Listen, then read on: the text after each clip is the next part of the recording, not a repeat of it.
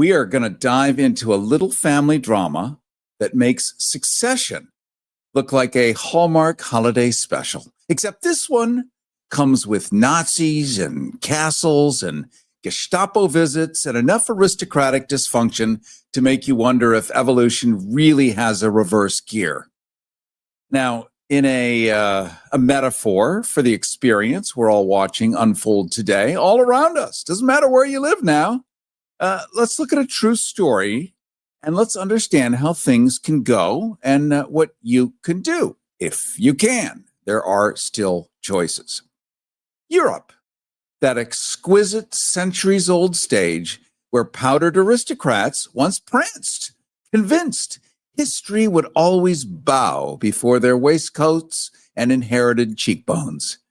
And then one spring morning in 1943, Muriel White, the Countess Zeher-Toss, born into American splendor and married into Prussian delusion, looked out her castle window and saw the Gestapo coming up the drive.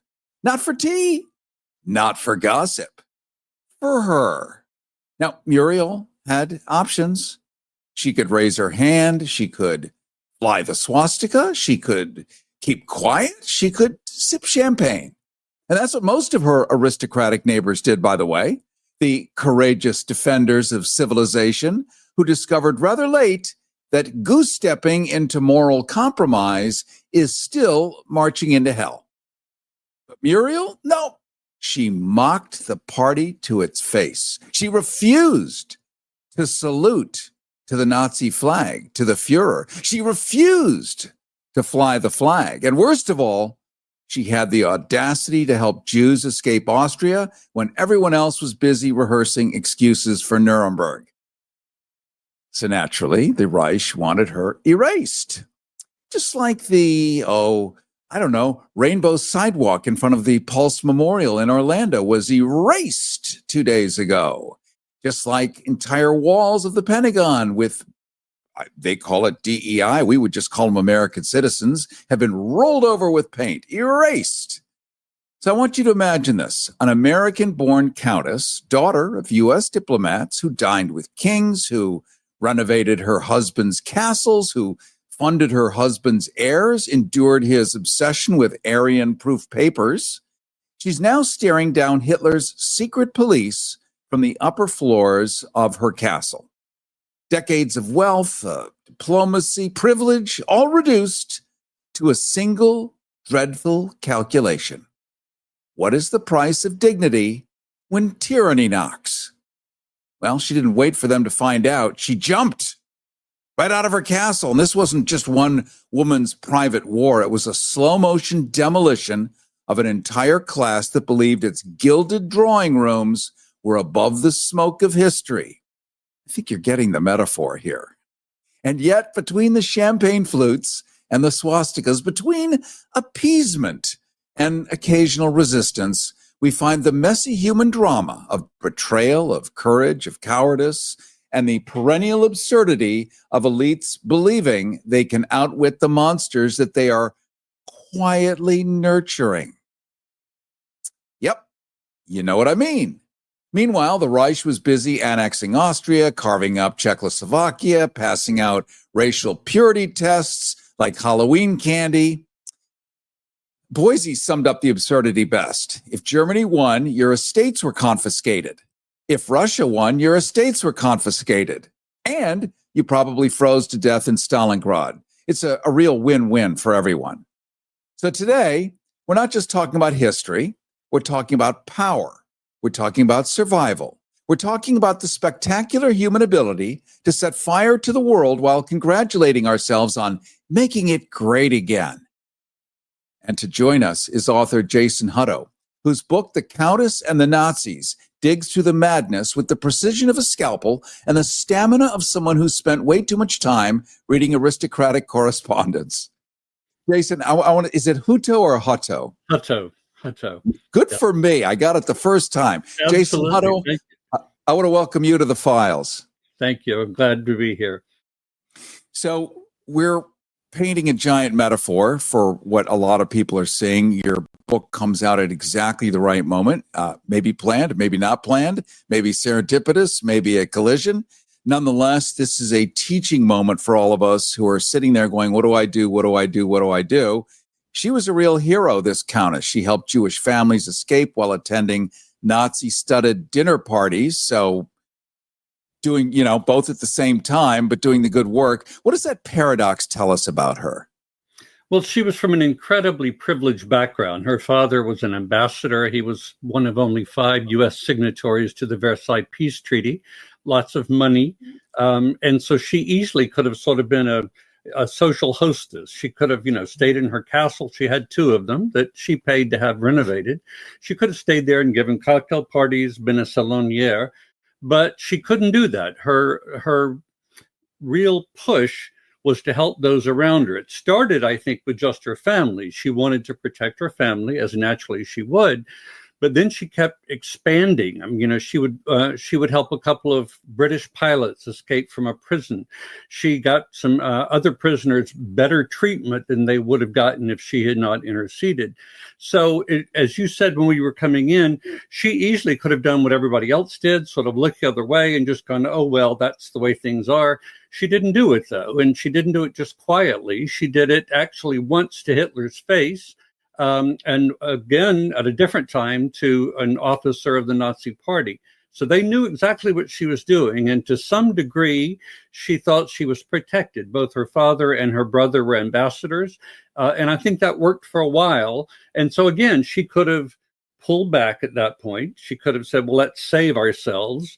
I've made my point. But again, she didn't do that either. She sent her sons to protection in the United States, refused to turn them over. And it was when the Gestapo said to her, we're coming back next week. If you do not give us your sons, we're taking you to Auschwitz. She saw them turn in the driveway. She knew the kind of treatment they were going to be giving her if she actually went to Auschwitz. And she was more worried about giving out information by being tortured. So instead, as you said, she climbed the tower in her castle, the castle that she had paid to renovate, and jumped to her death below, dying instantly.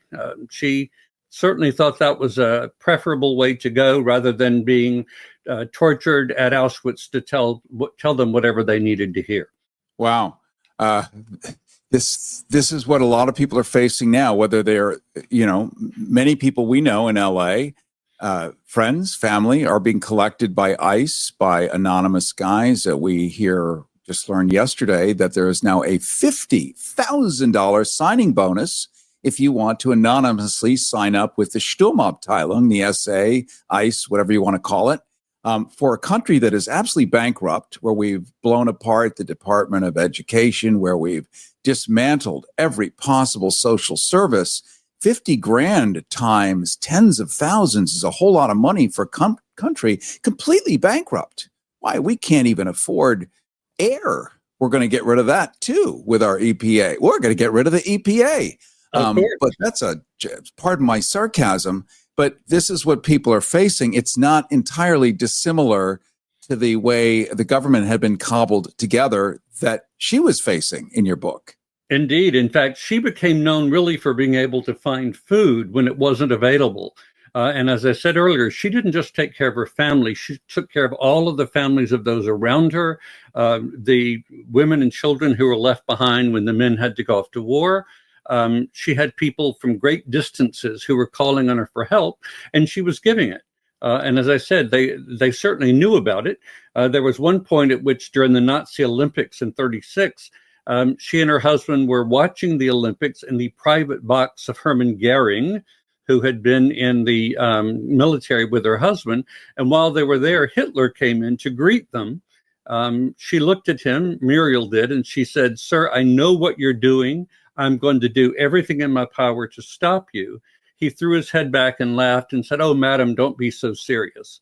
And so she wasn't worried at all. Perhaps she was a bit brazen. She wasn't worried about letting them know her thoughts. And again, she may have thought she was slightly protected, but of course that would run out in time as well.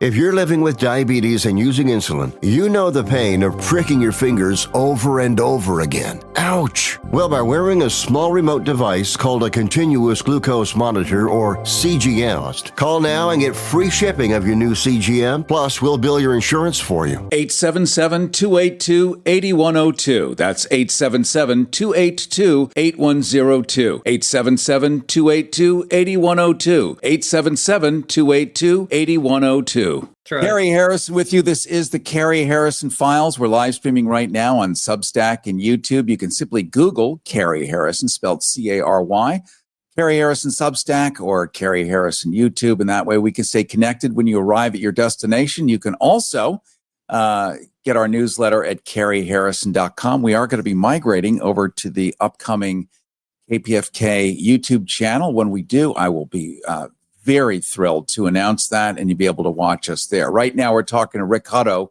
He's a historian, author, and forensic excavator of forgotten scandals. This one, the book, The Countess and the Nazis, An American Family's Private War. And we're talking about what feels current to many of you, but what is a historical reality. If you have some power, some sway, some agency in life, do you just join the people that you might not politically agree with so that you feel you're just going to be left alone? Well, we find out through history, you're like one of the biggest targets. So, and this is the story of a woman who was brave up till the point the Gestapo came to get her. Rick Hutto, if Muriel, our heroine today, the Countess, were alive today facing another wave of creeping authoritarianism, would she resist, or would history turn her into a cautionary meme, do you think? Oh, I think she absolutely would resist. And she would say to all of us, you may not be able to do all the things I did. You may not be able to get an entire Jewish family out of Austria and settle them in Australia, but you can do something where you are. If there's a letter to be written, if there's a call to be made, if there's something to be said at a dinner party, then I think she would say to us, that's what you should do. Don't think that you have to do the incredible things that she did and go to those extremes, but we all have a responsibility, and I think she would tell us to matter where we are. Rick Hutto, I'm going to make an analogy here because they're sometimes helpful. I went to a boarding school in Switzerland. In fact, I was there this summer teaching a bunch of kids critical thinking and media literacy, which is an extension of this show. What I've learned here, teaching them about how to spot fake news, how to tell the truth, how to be brave. Not easy. Who's to say what bravery is, but we kind of know what it isn't, maybe.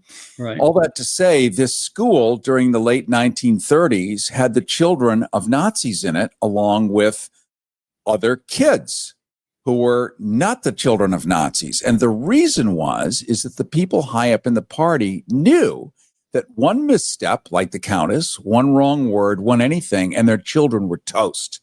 Right. So they sent them off to this private school in a neutral country, because even they knew, even the highest of the highest knew that there was no protection when authoritarianism, is it 5 words? I don't know. It feels like it these days. Right. It's 5 sentences, maybe. That when it unleashes itself, whatever rules, whatever guardrails, whatever promises it makes are not kept. And you've been to Europe recently. I'm going to Budapest in about a month, not to visit Orban. It's just a tour that I'm leading. Sure. But, I can't be silent about what's going on there. Sure, the cafes are nice, but they're nice for a reason. If you look at the beautiful food, you're going to forget what's going on behind the curtain. And right. I think we're seeing that in America. As long as everyone's got Netflix and good cat food, we're great. And in Germany at the time, while food was difficult to find, people were handed free radios. Right. There was only one thing on, the Führer, and maybe some marching music, but it was pretty entertaining. Right. You will appreciate that Muriel's niece is 104 years old, still very much with it. And she remembers going to school when she was a little girl. And there was one girl in her class who was the daughter of one of the Nazi officers. And all of the girls just basically turned against her. They just didn't speak to her. They made sure that she was not invited to their houses. And that was the way, even as little girls, that was the way that they could show their displeasure as to what was going on. I have to wonder if people would still do that today, particularly children. Are we teaching our children and grandchildren what is possible if they don't get involved, and where we can lead if something isn't done? Well, I very much appreciate your coming on today, Rick Hutto. You're a historian, you're an author, and your new book, The Countess and the Nazis, An American Family's Private War, is not a dusty footnote from the archives. It's the now of it all, the true story of Muriel White, an American-born countess, thumbing her nose at the Third Reich while living inside the same beast's gilded belly. She was in a Prussian castle under Hitler's gaze. The book is all about espionage, betrayal, resistance, and one woman who refused to salute the Nazi flag that history demanded she salute. Rick Hutto, I do want to thank you so much for joining us today. Thank you so much, Cary. I appreciate it. All right, my friend. Cary Harrison with you. It's your turn. We've just heard Rick Hutto unravel the story of Muriel White, the American countess who dared to defy Hitler and paid with her life. Now I want to hear from you. What would you do if the knock came at your door? Would you stand up and fight, or quietly hang the right flag in the window and hope nobody notices? We're talking power, privilege, and the price of silence. Then and now. The phones are about to light up, and so should you. Call in 818-985-KPFK, 818-985-5735. Those are your Harrison hotlines. I want you to tell me where you draw the line, or if you even have one. You listen, well, it's still legal. The Cary Harrison Files. CaryHarrison.com. Everybody wants cheap airfare, but where do you find it? You call low-cost airlines. They specialize in cheap flights, discount hotel rooms, cheap car rental rates, and with a best price guarantee. If you want the lowest prices on your airline tickets or other travel services, call now. That's right, call. That's the only way to get these rates. Experts are standing by 24/7 to get you the cheapest airfare and hotel rates available. So don't wait. Call now. We were talking to Jason Hutto. He just took us spelunking through the velvet-lined panic rooms of European aristocracy, where Muriel White, the countess, who dared to defy Hitler, went toe-to-toe with the Gestapo and paid the ultimate price. Now, I don't know about you, but I'm still trying to decide what's more unsettling. That a 1940s American countess had more guts than half of Washington today. I mean, what do we have? Chuckles Schumer writing a strongly worded letter. Oh, thank God. Mike, with everything going on, thank God Chuck Schumer pulls his glasses down to the end of his nose with his old lady librarian little chain on the side, and writes a strongly worded letter. Okay, we're good. Move along. Or, what's more unsettling, that her neighbors, fellow elites of impeccable breeding and questionable spines, happily raised their glasses to the Reich while ordering new drapes for the castle.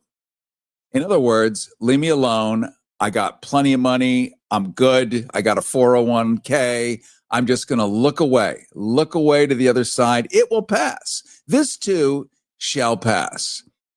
And yet here we are, nearly a century later, still watching the same tragic comedy play out. Different flags, different slogans, same authoritarian playbook. The uniforms change, but the appetites don't.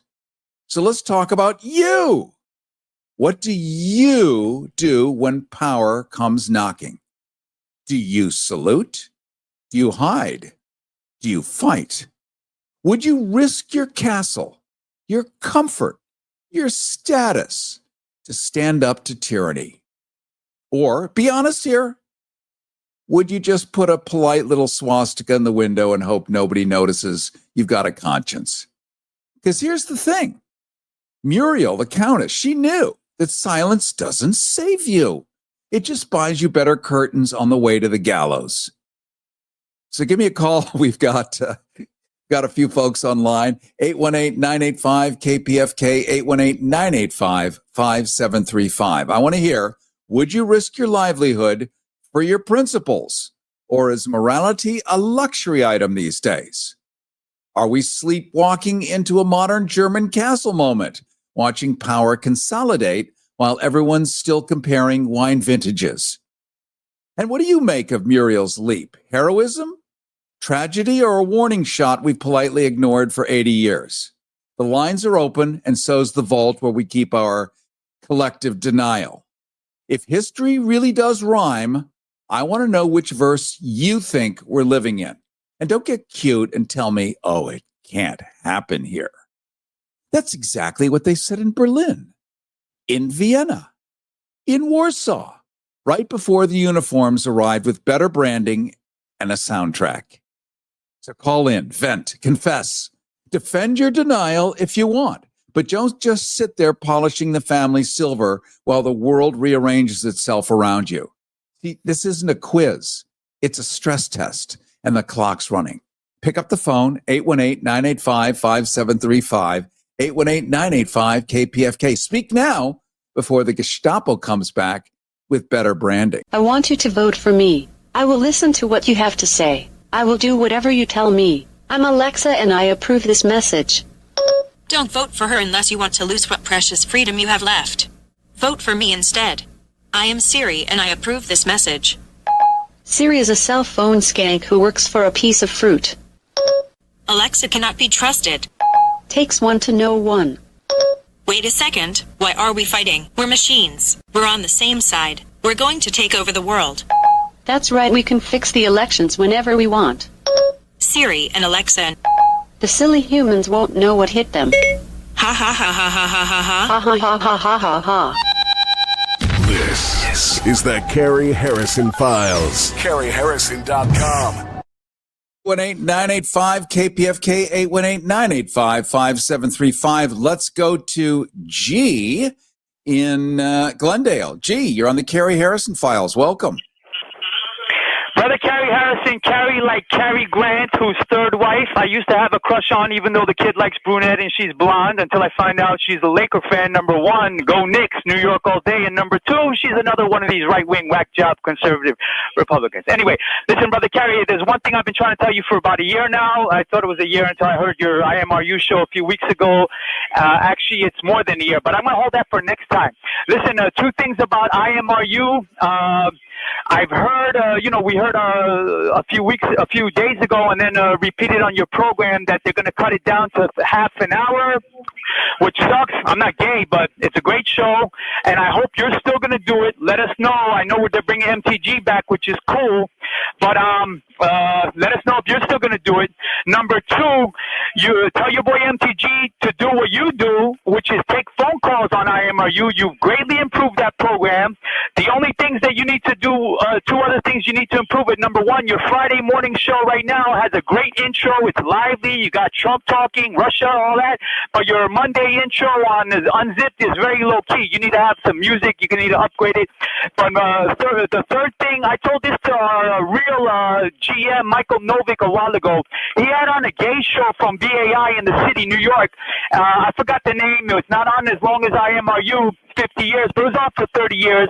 And I told him he needs to tell MTG, but that's before you came on board, to do what they're doing over there, which is what? They're hitting the street, brother. They're hitting the street. They're tying in gay issues, LGBT, with Palestine. And they go to the protests like Mimi Rosenberg. Unfortunately, the new regime, Stephanie Wells, took out those two peaceful shows along with Code Pink and all the other peaceful shows on KPFK Pacifica, and, put in a bunch of garbage. So it'd be great if you got connections all over the world, Brother Cary. It'd be cool if you hit the streets and have your people, the youngsters, even behind enemy lines in Florida, when they do these protests. I'm not talking about fake protests like hands off everything but Palestine. I'm talking about Palestine and the next war that the next president, probably that Republican Newsom, is going to start, or AOC. It'd be great if, Brother Cary, you go on the streets and tie in the LGBTQ with indigenous, African, with stopping wars and all that. It's cool to talk about 50,000 years ago with Nazi Germany, brother, but we got to tie it into Congo,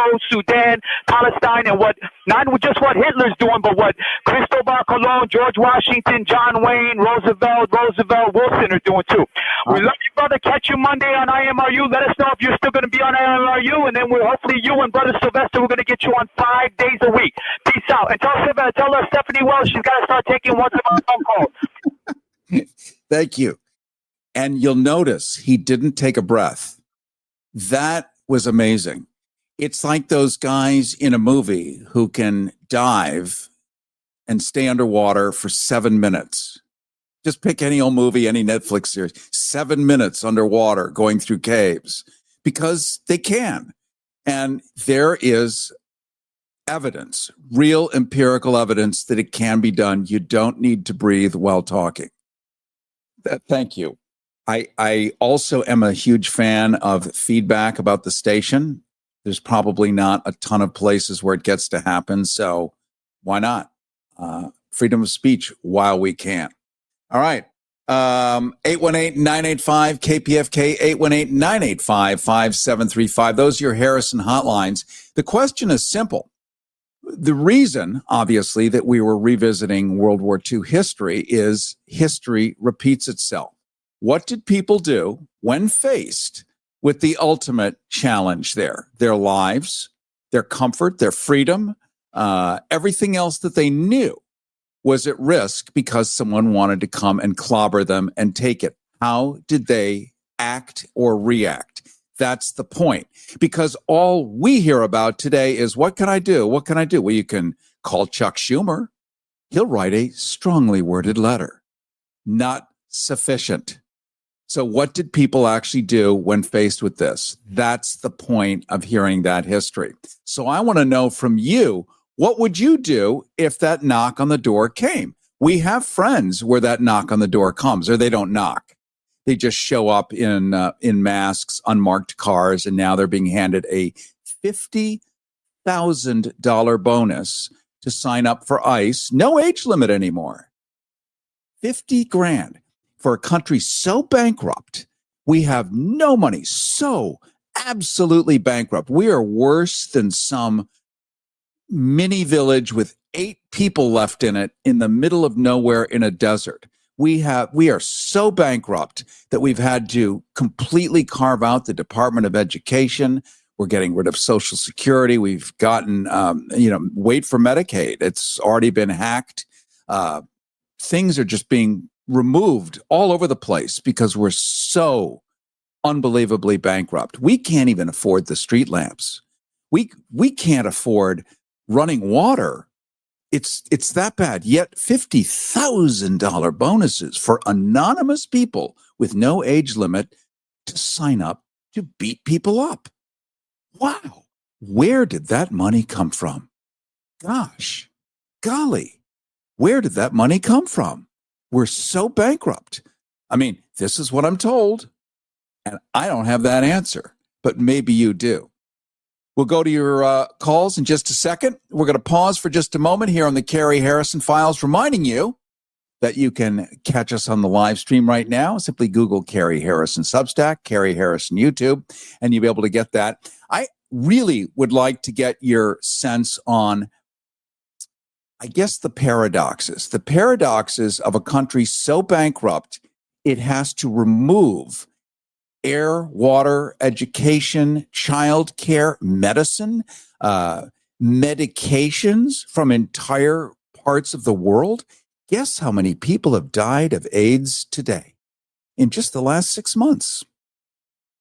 We're almost at 100,000. We have 100 people dying a day now because of the lack of medicines. Now, is that okay with you? If it were a dictator, in the terms that you understand a dictator, you would call that a genocide, wouldn't you? But simply withholding food and medicine, and it has nothing to do with the Middle East. I'm talking Africa. I'm talking the United States. This is what's happening. Do you see this as an anything at all? Are you even aware? Maybe not. Maybe it's not on CNN. Maybe it's not on Fox. Maybe it's not on Newsmax. Maybe it's not on ABC, where at least they talked about radioactive wasps. And I don't mean the kind from New England. Or radioactive shrimp at Walmart. That should be in there also, but it should not be the lead story. But it is. We are recreating what we saw in the 1930s. Don't look at it. Ignore it. Stop watching the news. Stop listening to the news. Look at the headlines randomly. You're going to be okay. Until you're not. That's kind of the life lesson. If you're living with diabetes and using insulin, you know the pain of pricking your fingers over and over again. Ouch! Well, by wearing a small remote device called a continuous glucose monitor, or CGM, call now and get free shipping of your new CGM, plus we'll bill your insurance for you. 877-282-8102. That's 877-282-8102. 877-282-8102. 877-282-8102. Let's go to Matt in San Luis Obispo. Matt, you're on the Cary Harrison Files. Welcome. Well, thank you, Uncle Harry. Yeah, I would definitely not. I would have done the same thing. I would have ended up jumping off the castle if I had one. And it's, I don't know why there would be a question for anybody. But to a lesser extent of cowardice, it kind of reminds me of how the media and a lot of just kind of basically people who call themselves progressive or Democrats steer away from. I'm hearing a lot of extra noise all of a sudden. Hello? Yep. Okay, I'm hearing you too. I was going to say turn on your radio, but I don't think that's what it is. This is confusing. I can't hear anything but a bunch of jarbles, but I would definitely do exactly the same thing, and I wish people would stand up for other moral issues, like not shopping at places like Walmart, Amazon, other things, and just which are less convenient than dying for a cause, but it's the least that we can do is have a shred of morality. Thank you. All right, my friend. Thank you so much for your call. That opens up a line at 818-985-KPFK. Your Harrison hotline's 818-985-5735. I think we have voice over IP probably in this current modern digital system. Sometimes you get what's called foldback. That's likely it, because it did not sound like a radio in the background. That's usually a 7-second delay. So nothing anybody can do about that, but be grateful that we still have what are called phones still. And listen, we've had this show knocked off the air before for talking about things that somebody didn't want us to talk about.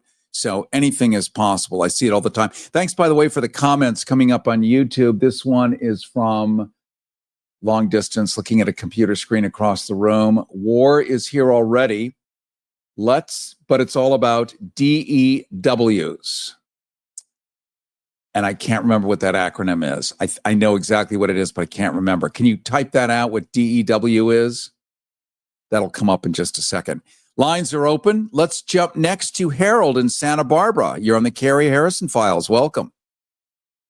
Well, thank you for the welcome, and great show. You always are very entertaining. And that one caller, he didn't take a breath. No. But, man, that guy's a pro. But anyway, I didn't have a choice in my resistance. I was given an offer I couldn't refuse.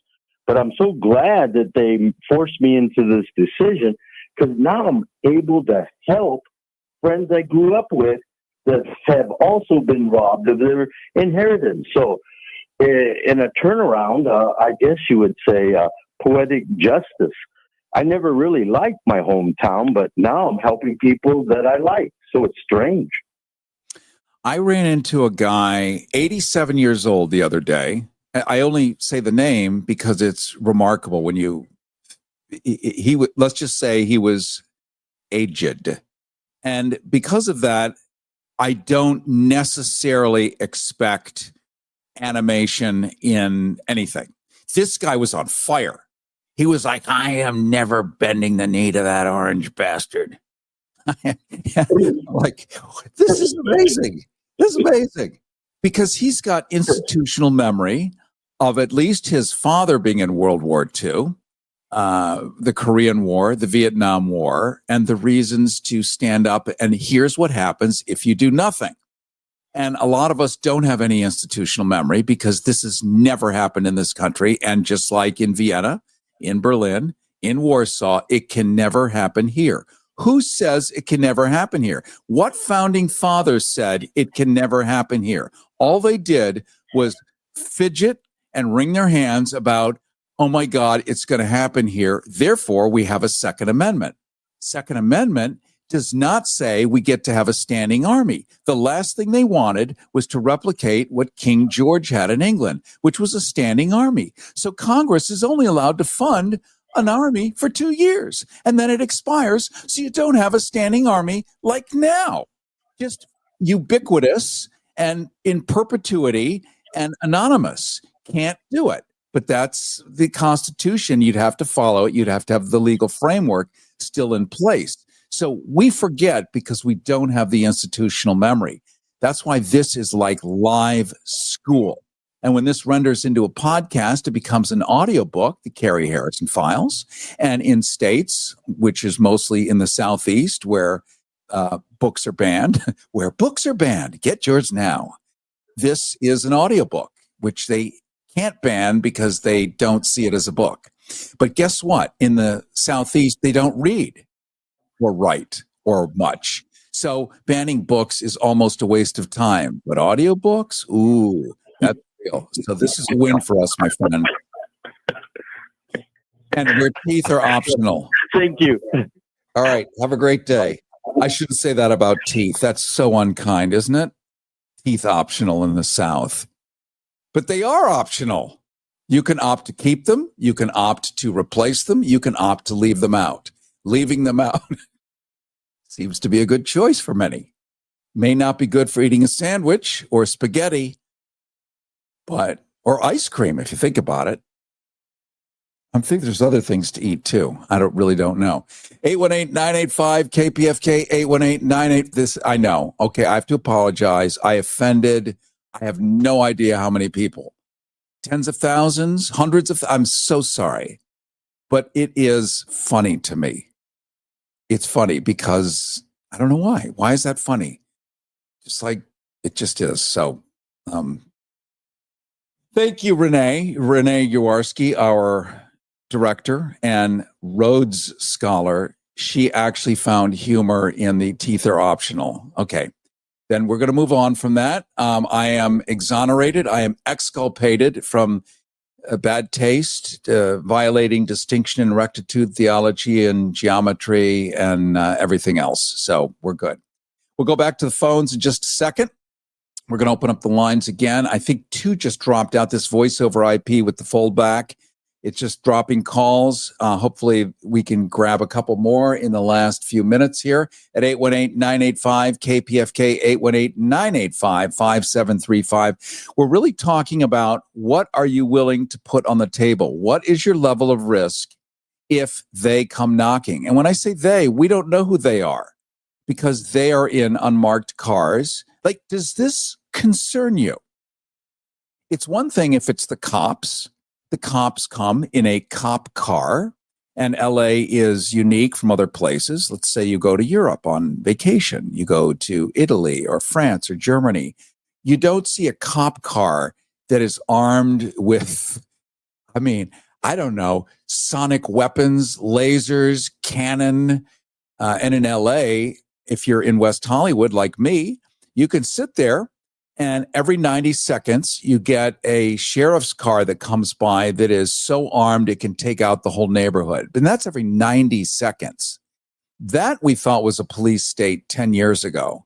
This is different now. This is like a weird occupation, but nobody's talking about it. In fact, I find that even talking politics has absolutely disappeared from the dinner table. I have to say, it's nice that you can sit and hear the tinkle of wine glasses and silverware on the plates, but people are now opting because they get in trouble. Here's why they get in trouble. If you're with someone that you disagree with, you will not win. They are operating on a belief system, not out of logic. So the equation that you, and I'm just assuming that you're on the side of the live humans, you are I over E, intellect over emotion. They are the inverse equation, emotion over intellect.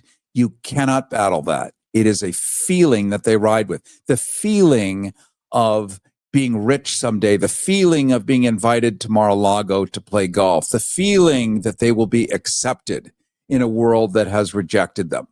You're functioning out of intellect. 2 + 2 is 4. No, it's 7. No, it's 4. It's 7. I think it's 4.